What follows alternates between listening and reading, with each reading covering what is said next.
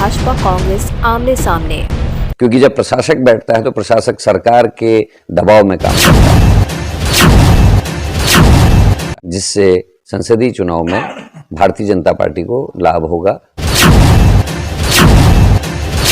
परिसीमन जो वार्डों का चल रहा है, जब तक आरक्षण सही नहीं होगा तो वो हाई कोर्ट में या सुप्रीम कोर्ट में चैलेंज हो जाते हैं। उत्तराखंड में निकाय चुनावों को लेकर भाजपा कांग्रेस आमने सामने। उत्तराखंड में निकाय चुनाव को लेकर सियासत गरमाती हुई दिखाई दे रही है। कांग्रेस निकाय चुनाव को न करने पर अधिकारियों का दुरुपयोग करने की वजह बता रही है, तो दूसरी ओर परिसीमन के मामले में सत्ताधारी पार्टी अपना पल्ला झाड़ने में लगे हैं। आखिर क्यों गरमाई निकाय चुनाव को लेकर उत्तराखंड में राजनीति, देखिए हमारी खास रिपोर्ट। उत्तराखंड में 2 दिसंबर से नगर निगमों की जिम्मेदारी जिलाधिकारी और अन्य निकायों का कामकाज एसडीएम रैंक के अधिकारी संभालेंगे। प्रशासक की नियुक्ति 6 माह के लिए की जाएगी। आपको बता दें कि 1 दिसंबर को निकायों का कार्यकाल समाप्त हो रहा है।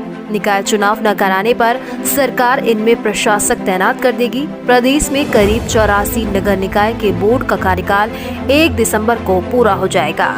इस बार चुनाव समय पर नहीं होने के कारण शहरी विकास विभाग आगामी 1 दिसंबर को निकायों में प्रशासक की नियुक्ति करने की तैयारी कर रहा है। चुनाव समय पर न करने को लेकर विपक्ष सरकार पर कई सवाल खड़े कर रहा है। विपक्ष का कहना है कि सरकार की नीयत ही नहीं थी समय पर चुनाव करा पाने की, इस वजह से चुनाव समय पर नहीं हो रहे हैं। हालांकि सरकार पहले बोलती रही चुनाव समय पर होंगे, लेकिन चुनाव समय पर नहीं करने की वजह से इसका खामियाजा जनता को भुगतना पड़ेगा। जो निर्वाचित पार्षद हैं वे अपने क्षेत्र में समय पर सफाई करवाते हैं, तमाम व्यवस्थाएं करते हैं, लेकिन अब ये व्यवस्थाएं कैसे होंगी, ये भी एक बड़ा सवाल है। कांग्रेस प्रदेश अध्यक्ष ने कहा कि भाजपा को निकाय चुनावों में हार का डर सता रहा है।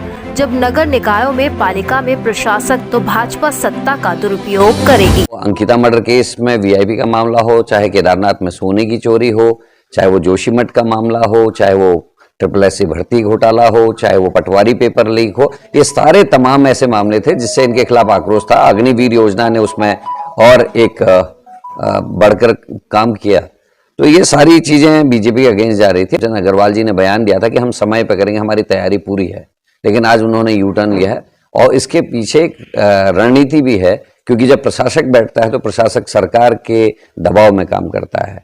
निश्चित ही चुने हुए प्रतिनिधि, जनता के द्वारा चुने गए प्रतिनिधि हट जाएंगे और प्रशासक जब बैठेंगे तो सरकार के दबाव में भारतीय जनता पार्टी के कार्यकर्ताओं के अनुसार वो काम करेंगे, जिससे संसदीय चुनाव में भारतीय जनता पार्टी को लाभ होगा और वो वही कोशिश कर रहे हैं। तो वहीं भाजपा के पूर्व विधायक शैलेंद्र मोहन सिंगल ने पलटवार करते हुए कहा कि निकाय चुनाव को कोई नहीं रोक सकता, लेकिन जब नई पालिकाएं बनती हैं तो उनके परिसीमन में समय लगता है। परिसीमन जो वार्डों का चल रहा है और उससे पहले ओबीसी गणना है, ये सब देखकर ही चुनाव होते हैं। क्योंकि जब तक आरक्षण सही नहीं होगा तो वो हाई कोर्ट में या सुप्रीम कोर्ट में चैलेंज हो जाते हैं और फिर चुनावों में कहीं ना कहीं बाधा आती है। तो सरकार पूरी तरह से अपने आप को तैयार कर रही है और इस बारे में एक PIL माननीय उच्च न्यायालय में भी जा चुकी है और जो निर्देश माननीय उच्च न्यायालय का भी आएगा उसका भी सरकार जरूर पालन करेगी। कुल मिलाकर भाजपा परिसीमन करने के नाम पर चुनाव कराने से